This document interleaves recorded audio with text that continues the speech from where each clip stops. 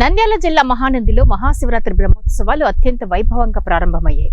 ఉదయం ఆలయంలో వేద పండితులు గణపతి పూజ, పుణ్యాహవచనం, త్రిశూల చండీశ్వరార్చన, దీక్ష, కంకణ ధారణలను నిర్వహించారు. మధ్యాహ్నం అంకురార్పణ, కలశ స్థాపన, అఖండ దీప ప్రతిష్ఠ నిర్వహించారు. సాంప్రదాయం ప్రకారం సకల దేవతలను ఆహ్వానించేందుకు ఆలయం ప్రాంగణంలోని ధ్వజస్తంభానికి వేదోక్తంగా రాత్రి ధ్వజారోహణం చేశారు. ఈవో నల్ల కాల్వ శ్రీనివాసరెడ్డి తదితరులు ఇందులో పాల్గొన్నారు.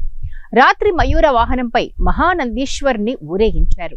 బ్రహ్మోత్సవాల సందర్భంగా ఆలయాన్ని విద్యుత్ దీపాలతో అలంకరించారు.